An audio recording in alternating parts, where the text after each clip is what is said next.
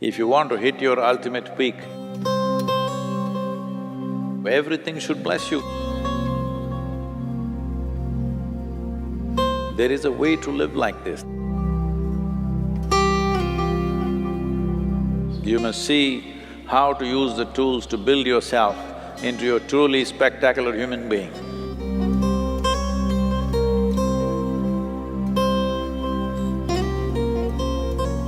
So, these 7 months in many ways was structured to break the familiar and step into the unfamiliar willingly.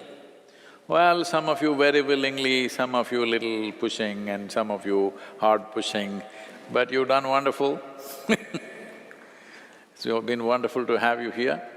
A whole lot of people are saying sadhana pada people are really wonderful, that's nice.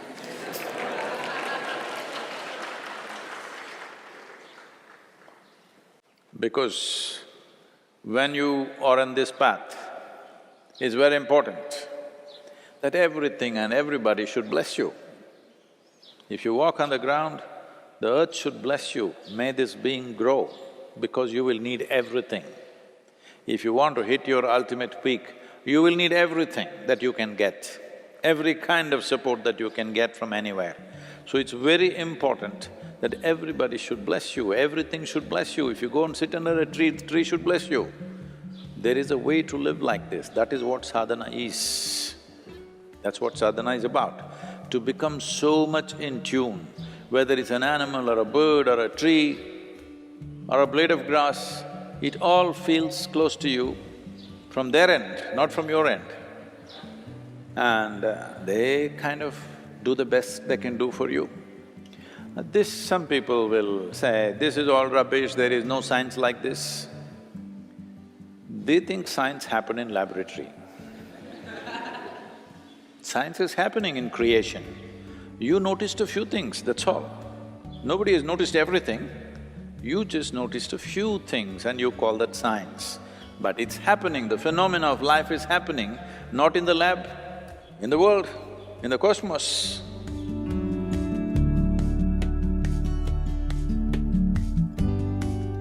So, to create a conducive atmosphere was the main focus of this culture always, that a spiritual person means immediately, he's supported in this culture. Like you have seen some of the panels in the Dhanalinga, you've seen those panels of the sages and siddhas of Tamil Nadu. One of them is representing this. If somebody has any symbol of being spiritual, then even if it threatens your life, you don't defend yourself to that extent. Even if people didn't have food to eat for themselves or their children, if they saw a person on the spiritual path, they first offered to him because they felt he's putting his life to better use than ourselves. That kind of atmosphere we need to create in the culture. It is not that today we have to go, we have to depend on people for food, we have other ways of doing things. I was at the economic forum, so everybody is busy meeting to meeting, we're all running from meeting to meeting, it's like 5 days of madness. But everywhere there are a few coffee counters and like snack kind of breakfast counters, which is all kept there, people can go pick it up and eat anytime because there's no time to go for lunch, dinner, anything, we're just on throughout the day. I see… I'm not making a statement on… a racist statement on anybody, but I was just observing. Most people just come like this, all suited, booted people, they come like this and they pick up what they want. They don't like it, they just leave it there, put in the bin, walk away. Indian people, little standing back and slowly going. The Japanese people, all top executives and things like that, these are not somebody who do not know how to move around. They come, the counter is about 5 feet away. When they come there, they pick it like this, bending down. I just observed repeatedly I thought, this is fantastic, that they're not even receiving it from somebody, it is just kept there. But to pick up the food, there is a certain gratitude and devotion towards it. They're bending down and walking the last few steps. In a totally corporate atmosphere, I'm saying, everybody's in suits and boots and everything, all right? They just… every one of them, nobody's… they're not even conscious, they're just doing it. I repeatedly sit there and observe. Whenever a Japanese person comes to pick up something, they'll bend down, go there and pick up like this. I thought, this is what we need, that we have some sense of gratitude towards the air that we breathe, the water that we drink, the food that we eat, and every other human being and every other creature on this planet in some way assisting our life. Every moment. Hello? You couldn't exist. You're not existing because of your own silly intelligence. Yes, you're existing because the whole thing is working for you all the time. So, one important part of sadhana is this, that you become like nothing. If you can't become nothing, at least become smaller than everybody else in the universe. Hello? It's very important. When your personality becomes small, your presence becomes very big. And that's what we need in this world. We need human beings who have a large presence, not people who have a large personality and nobody can bear with them. Tyrants. Too many tyrants. If I say a tyrant, you think of a Benito Mussolini or Adolf Hitler. No, no, no. Tyrants are everywhere. They are in the form of parents, they are in the form of teachers, they are in the form of… they're all over the place. Fortunately, they're not as capable as those two that I mentioned. Only their incompetence we're appreciating. But they are tyrants. So, one important thing for growth is this, do not understand growth as like this. Growth is to become like thin air, that your presence is strong, but your personality is like nothing. Do you fit into anything? This is very important. The flexibility, at least the body we've made it a little flexible. In the last few months, have they bent you, broken you a little bit? Some bones I think we have to break still. It's not just physical flexibility, it's as a life you're flexible. If you want to do something in this world, you must be able to fit into any situation and transform that. If you don't fit in, you cannot transform. That's what it is. So, now that 7 months are over and time to go home or whatever, I hope you still have a home.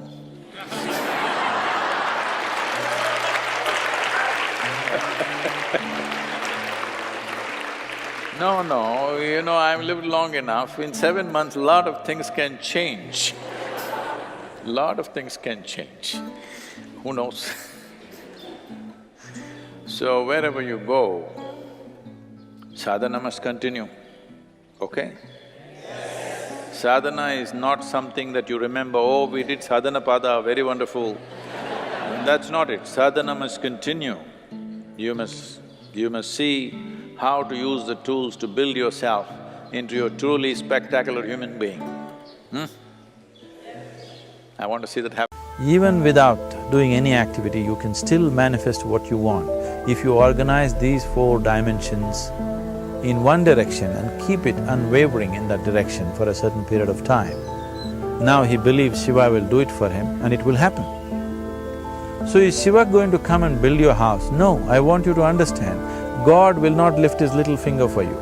What has not happened till now on this planet can happen tomorrow. Human beings are capable of making it happen tomorrow.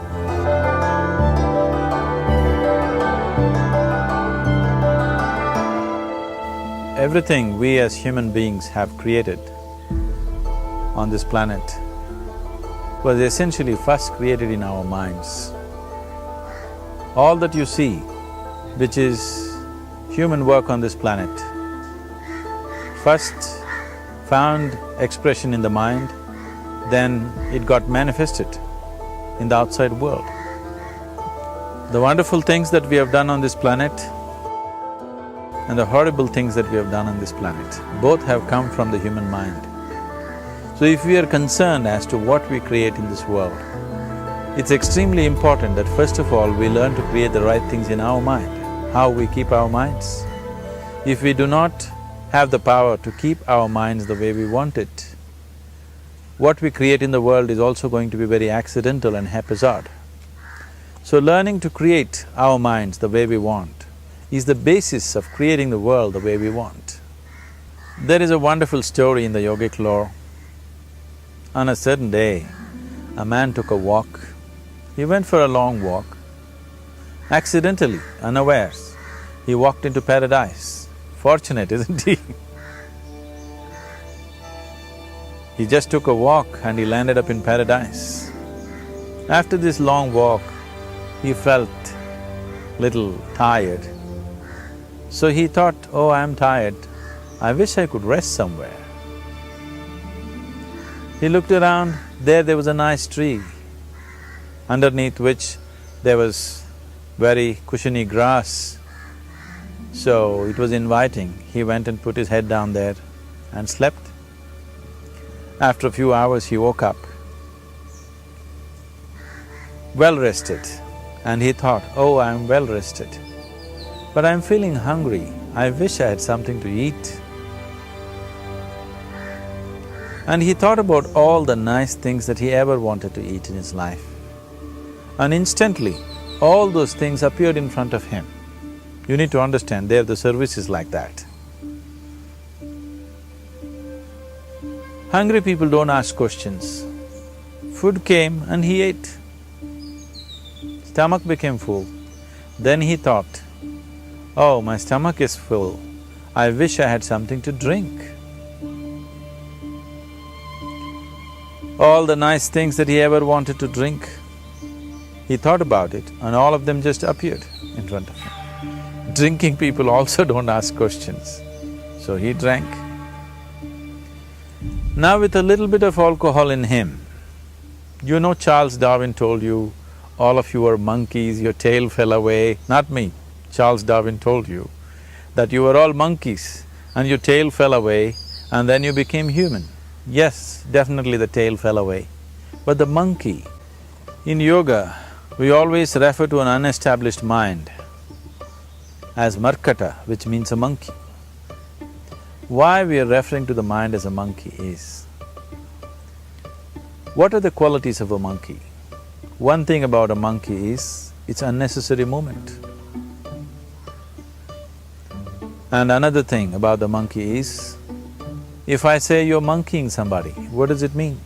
Imitation. Monkey and imitation have become synonymous.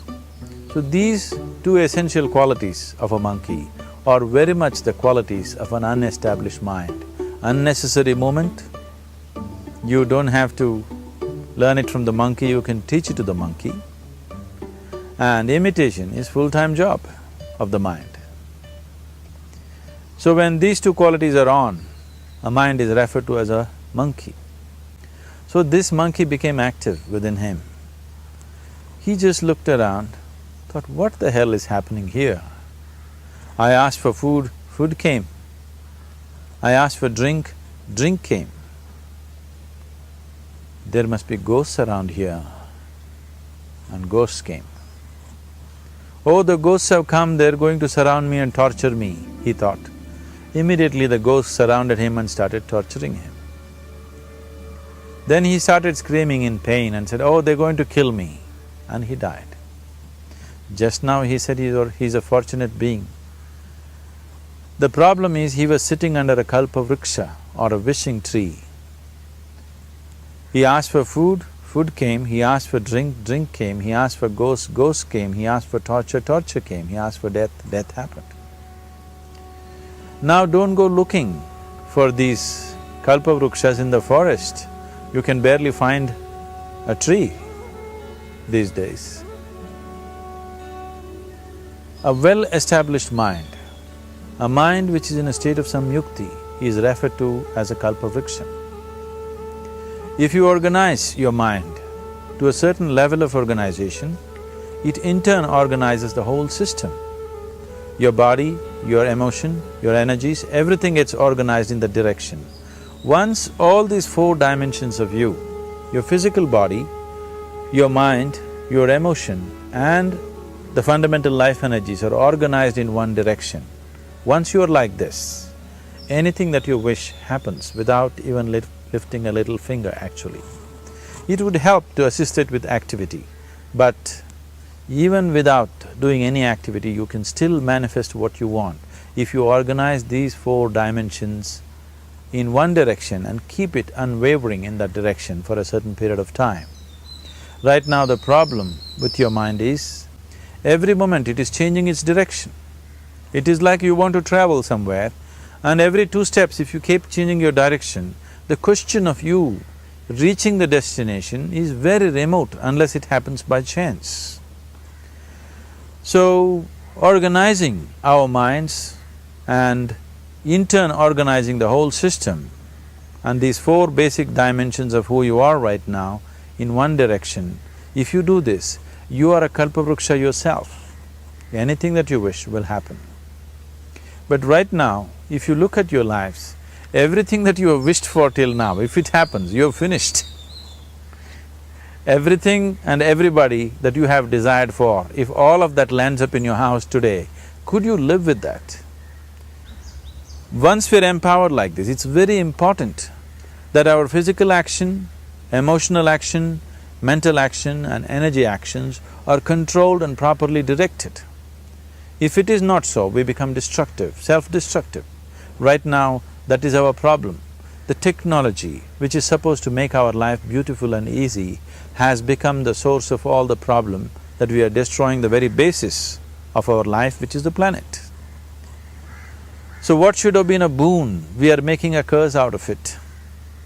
What has brought incredible levels of comfort and convenience to us in the last 100 years or so has also become a threat to our life simply because we are not conscious action, we are in a compulsive state of action. So organizing our minds fundamentally means moving from a compulsive state of activity to a conscious state of activity. You might have heard of people for whom they asked for something and beyond all expectations it came true for them. Generally this happens to people who are in faith. Now, let's say you want to build a house. If you start thinking, oh, I want to build a house. To build a house I need 50 lakhs, but I have only 50 rupees in my pocket. Not possible, not possible, not possible. The moment you say not possible, you're also saying I don't want it.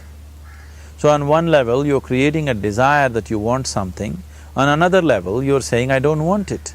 So in this conflict, it may not happen.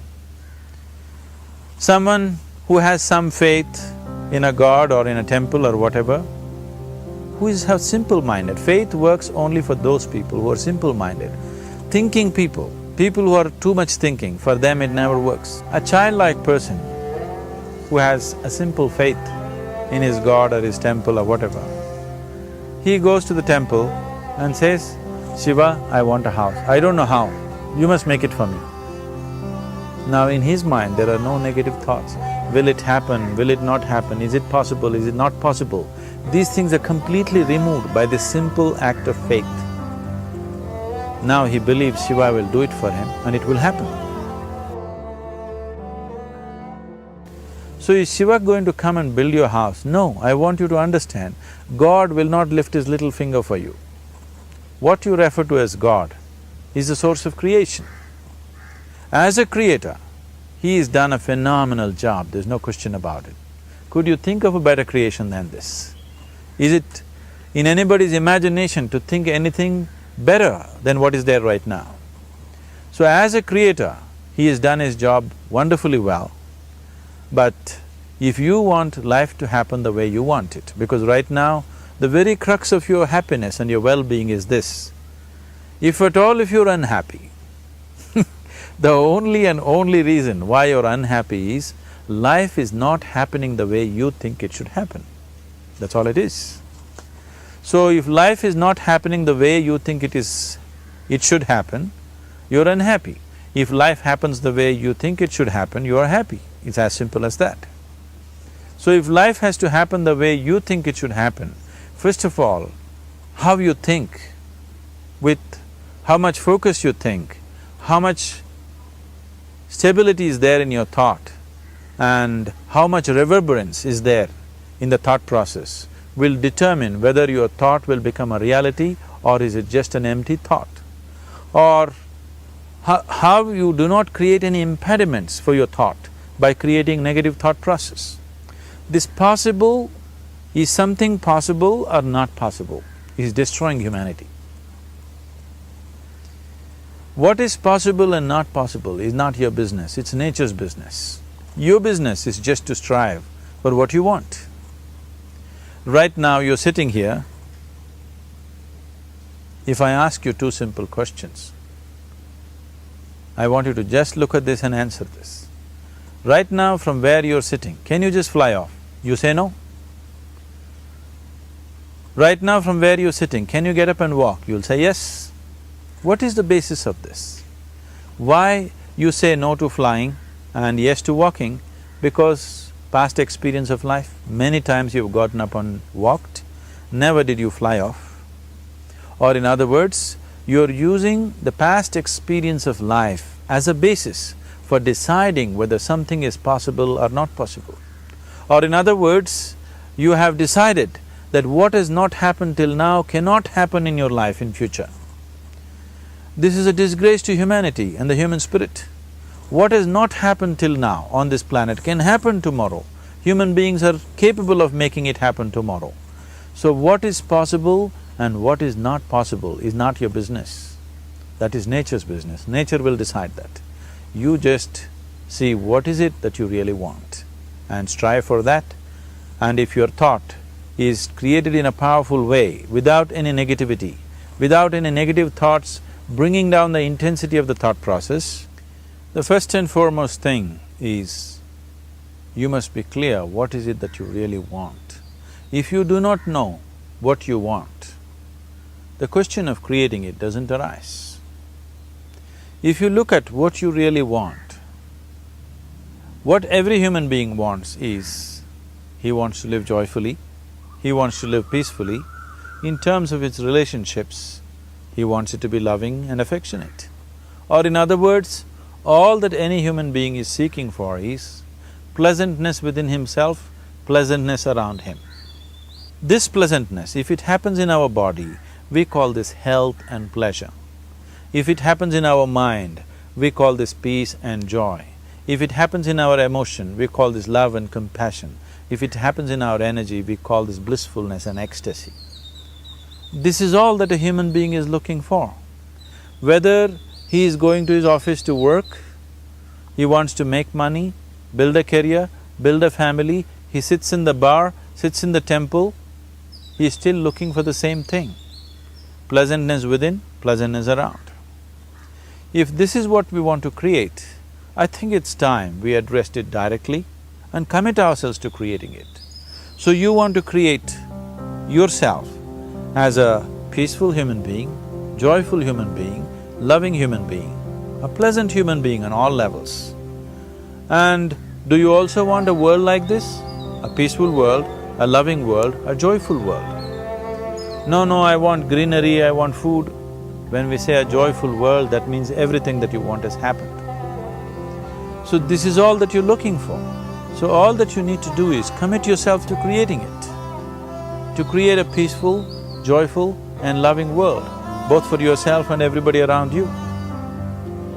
Every day in the morning, if you start your day with this simple thought in your mind, that today, wherever I go, I will create a peaceful, loving and joyful world. If you fall down 100 times in the day, what does it matter? For a committed man, there is no such thing as failure.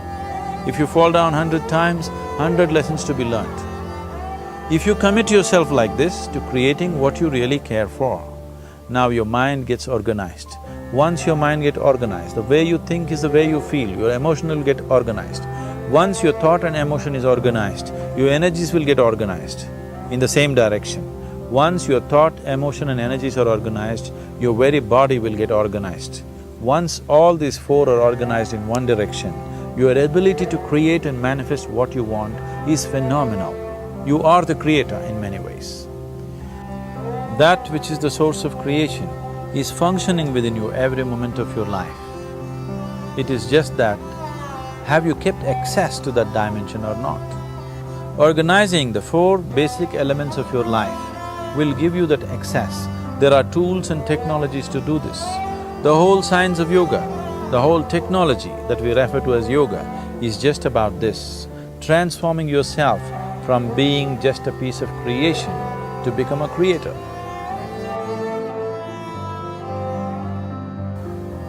It is my wish and my blessing that every human being in this world should have this access to the source of creation within himself so that he can function here as a creator, not just as a piece of creation. This is not a simple problem. People suffer this for their whole life without handling it. You are whatever age you are and you still don't know how to use your thought and emotion. If you see everything just the way it is, everything has immense value.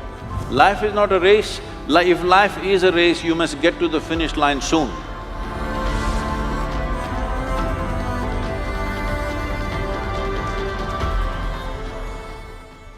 I often find myself in a situation where I'm not happy with myself. I compare my abilities, achievements and even my appearance with that of others. And I think that's one reason for my low self-esteem. How do you think I can build up on my self-esteem and get rid of the self-hatred that I have? Well, this self-esteem, this self-confidence, all these things unfortunately have been sold a lot on the planet. Why do you need esteem? Why do you need esteem?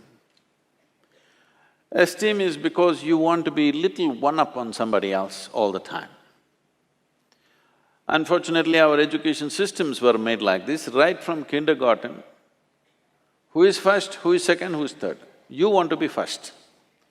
So, your sense of happiness is only when everybody is doing worse than you. What kind of life is that?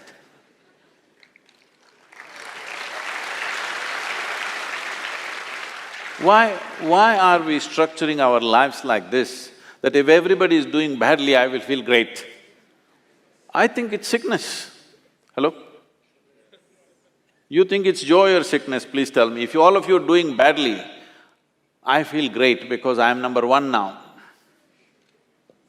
No, this should go. From an early age, unfortunately, this is being imposed upon a child's mind that you have to be on top of everybody else. This is like, I want you to just imagine if this happened to other creatures. Let's say it happened to the plants and trees and animals. If an ant wants to become like an elephant, that is going to be a terrible ant-elephant, isn't it? Suppose a mango tree wants to become like a coconut tree. It will be a horrible mango tree because with one branch like this, no mangoes will come out of this. A mango tree is like this, a coconut tree is like that. That's how it should be. This has happened because in so many ways, people have put these things into your mind, what is good, what is bad, what is high, what is low, what is up, what is down. Because of this, you have never paid attention to every aspect of life in the sense. Maybe humanities people and lawyers and what are you? Huh? Oh, the accounting people. You never paid attention to these things. I spend a lot of time paying attention to all kinds of creatures, ants and grasshoppers and worms and everything. If you observe, let's say an ant, or let's pick up something little more than an ant, like a grasshopper, it's easier to see him. If you look at him carefully, whoever created this grasshopper has paid as much attention to your grasshopper as they have paid to this one. Please pay attention and see.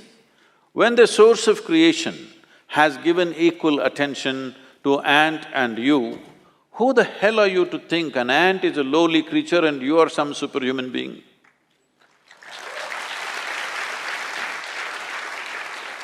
Why are you making this judgment? Creation has not made this judgment. You may think you're superior simply because you're, in a blatant manner, you're walking on this planet, but that's not true. The fact of the matter is like this. See, if all the worms on this planet, right now if all of them die, all the worms, in about 12 to 18 months, all life on this planet will cease, everything, including you and me. Suppose all the insects die today, in something like 2.5 to 4 years' time, all life will cease. But if all the human beings die, the planet will flourish.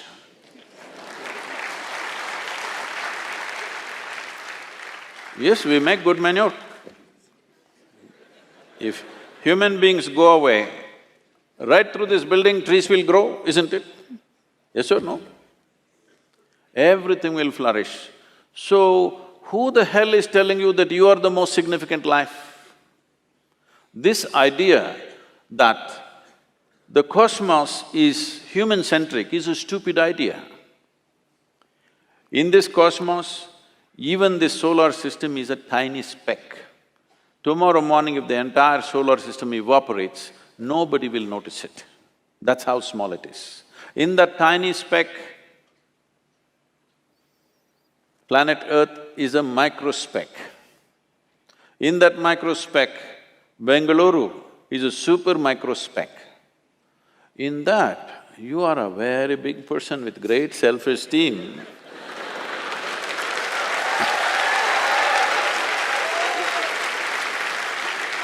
This is not a simple problem. People suffer this for their whole life without handling it. Essentially, it is just this.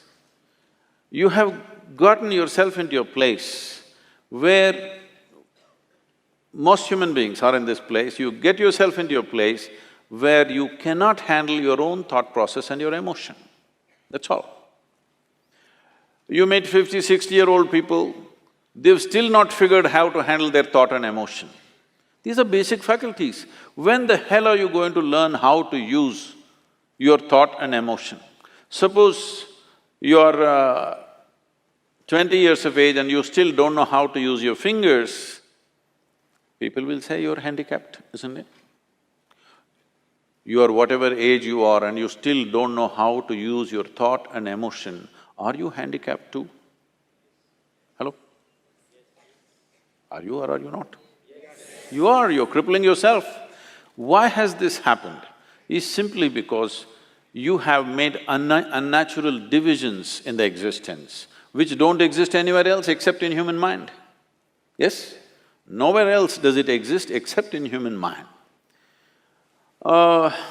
Because you're a little girl, can I call you a little girl?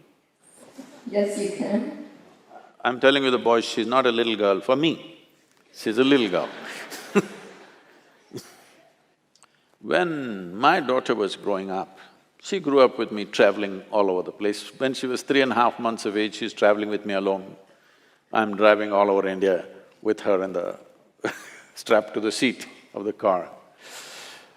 So, she grew up like this, and every day we're in some different family. People are wonderful, but there is a problem with the adults. The moment they see a child, they want to teach the child something that's not worked in their life.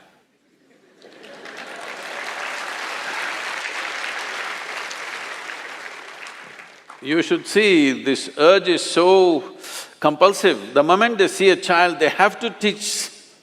They have to teach. So I made one rule, see, you can play with her as much as you want, you can talk to her, but nobody is going to teach her anything. But Sadhguru, she won't learn anything, ABC at least 1, 2, 3. I said, no 1, 2, 3. Then they said, she won't know how to count even her fingers. I don't care. If she doesn't know how to count her fingers, as long as she knows how to use her fingers, I don't care She thinks she has 1,000,000 fingers, what's my problem? But they want to teach 1, 2, 3, ABC, Mary had a little lamb. I said, I don't care whether Mary had a lamb or no lamb. You're not going to teach her anything. So nobody taught her anything. She's all ears, everybody treated her… because if you have nothing to teach, you have to treat somebody like your equal. So she grew up. By the time she's 2.5, 3 years of age, she can speak in terms of remembering about 700 to 800 names, all adults. She thinks they're all her friends because everybody spoke to her like she's an adult.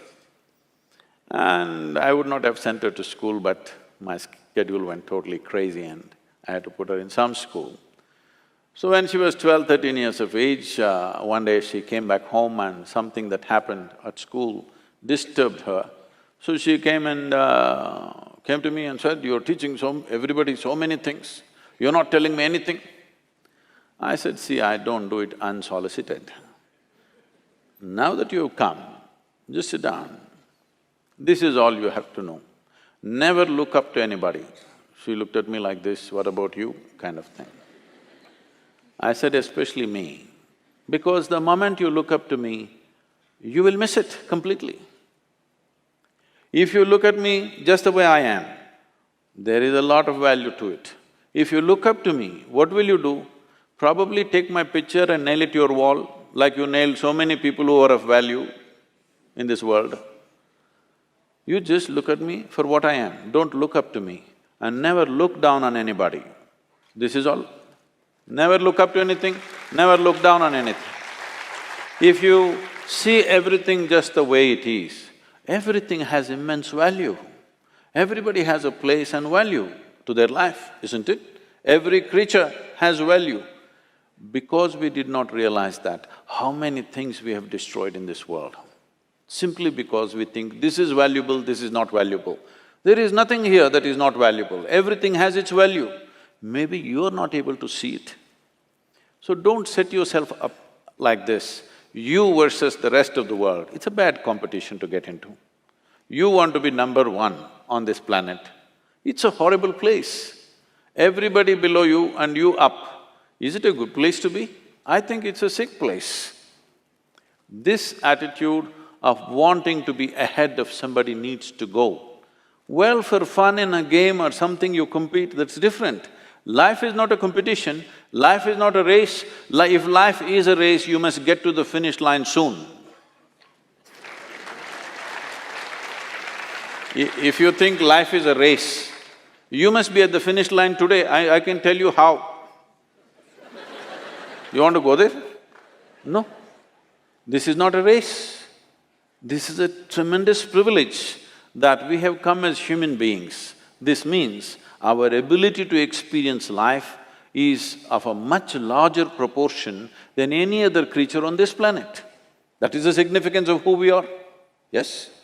We can experience life in many more vivid ways than how an ant can experience, how a grasshopper can experience, how somebody else can experience. This is our privilege. Instead of experiencing life, we are trying to win the race. If you win the race, you should be in the crematorium today.